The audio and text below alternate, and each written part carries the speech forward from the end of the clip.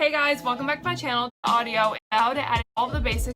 It could be your bed, like or like my room, but and it just adds more to the video. That's just how you hit split, and then that will split the clip, and then you go back to the part right before you.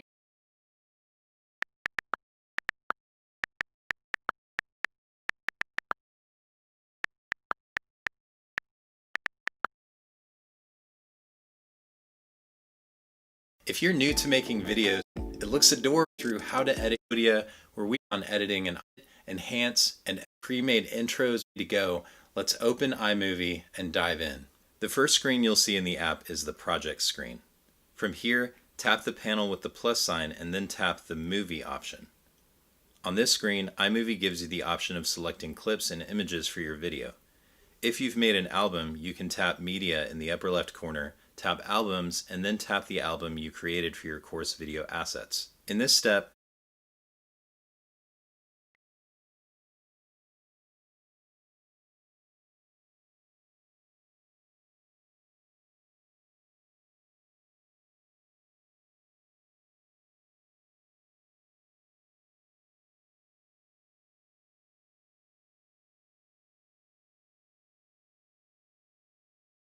I recommend only selecting the first few graphics or clips that will appear in your video.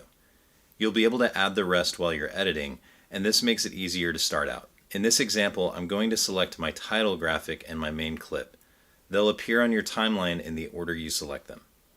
Once you've selected your clips by tapping them, tap Create Movie at the bottom of the screen. The next screen is composed of a preview area and a timeline. Between the two are a plus icon that allows you to add media, a back icon to navigate to the previous clip, a play icon to play the timeline, and an undo icon to undo changes. In the center of the timeline is a white line called a playhead, which indicates the frame of your clip shown in the preview. If I tap and move the clip back and forth over the playhead, you can see the preview change. This is one way to navigate through your clip. You'll notice when this screen appears, you are placed at the very end of your selected clips. You can tap the back icon a few times to get to the beginning. In this example, I've chosen a title graphic and my main clip. If I play the timeline, you can see that the title graphic stays on the screen for a bit too long before transitioning to the main clip.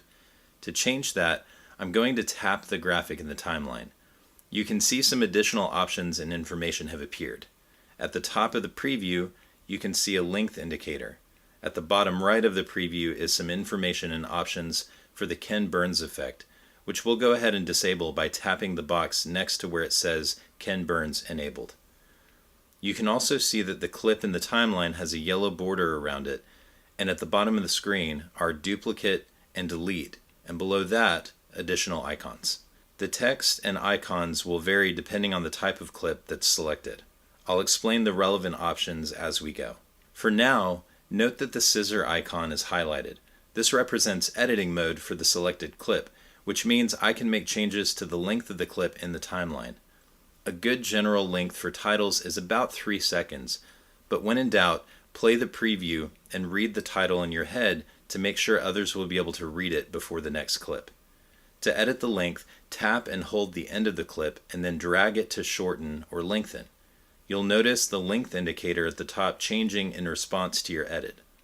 In the preview, you can also pinch 2 fingers together or spread 2 fingers apart to resize and move the graphic in the frame. I want to add some intro music to go along with my title graphic, so I'm going to navigate to the very beginning of the video and then tap the plus icon. I'll select audio, then select soundtracks, then I'll select a song I think will work well with my intro.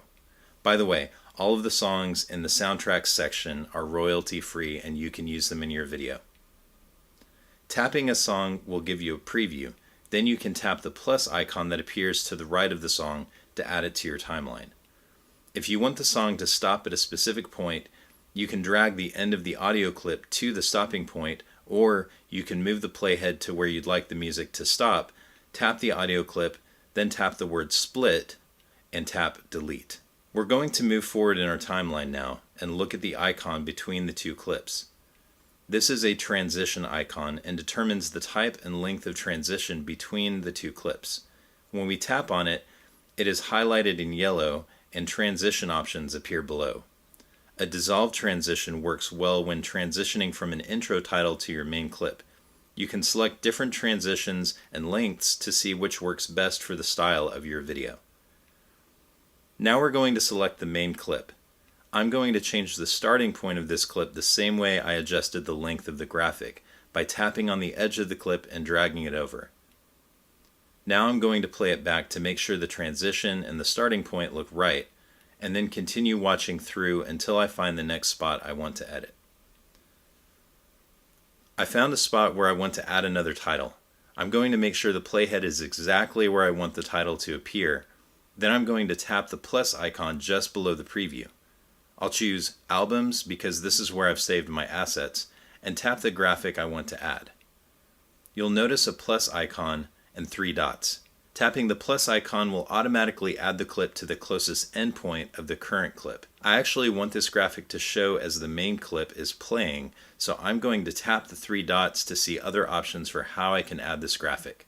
Cutaway replaces the video of the main clip while the audio of the main clip continues to play.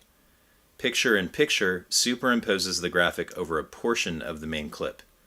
Split Screen shows both clips side by side, and green/blue screen gives you the ability to knock out a selected color in the graphic you are adding. Cutaway works best for my purposes, so I'll choose that. In the timeline, if you tap the graphic, you'll see the yellow outline indicating that you can adjust the length of the clip. This editing view doesn't give you a length indicator, so you'll have to watch through the preview to make sure it stops and starts at the right time. You may notice when the graphic is selected, there's a new icon at the bottom of the screen that looks like one rectangle hovering over another rectangle. Tapping this icon will allow you to choose one of the different display modes I listed earlier. If you find a mistake you need to edit out of your main clip, line the playhead up right before the mistake, tap the main clip, and assuming the scissor icon is highlighted, tap the word split just above the icons. This will create a split point where you'll be able to edit out the mistake. Now move the playhead to where you'd like the video to continue. Tap the main clip and tap split again. Now the mistake should be a standalone clip between the two good sections of your clip. Tap the clip with the mistake in it and then tap delete. You'll notice that the icon in the transition between the two clips is a vertical line. This transition is titled None and represents what we call a jump cut. Jump cuts are exactly what you want with this type of edit because it helps maintain a pace that will keep your viewers engaged. As a bonus, if you want to enhance the experience, you can tap a clip and then tap the text icon to add text. With the clip selected, you can also tap the magnifying glass icon in the upper right of the preview to zoom in a bit on your clip. If you create split points throughout your video, going back and forth between a normal shot and a slightly zoomed in shot can make your videos seem more engaging. After you've added all of your graphics and made all of your edits, go to the end of your video and make sure the main clip ends in the right spot. You can either put the playhead exactly where you want the video to cut off, split the clip, and delete the end, or you can drag the end of the clip over to where you'd like the video to end. One last thing before we finish editing. If you tap the gray part of the timeline, you'll see a gear icon in the lower right hand of your screen. You can tap on that to bring up some additional options you can apply to your entire video. The change I always make in this section is to turn on the fade in from black and fade out from black toggles. Now that those are on, I'll tap done in the upper right hand of my screen, and then I'll tap done in the upper left hand of my screen. From here, I can preview the video by tapping the play button to make sure there aren't any mistakes I need to fix. If there are, I can always tap the edit button and make corrections. If not, then we're ready to export the video. To do this, you'll click the export icon at the bottom center of the screen and choose the destination that works best for your video.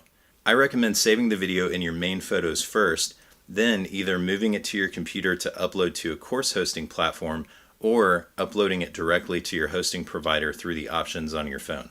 In the next video, I'll detail how to upload and publish your online course.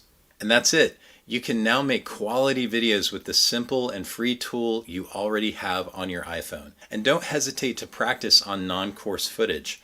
The more you practice, the more confident you'll feel each time you open up the app. What type of video content do you plan to make with iMovie? Let me know in the comments. If you found this video helpful, click the subscribe button and hit that notification bell so you'll be sure not to miss any future videos. Thank you for watching, and I'll see you next time.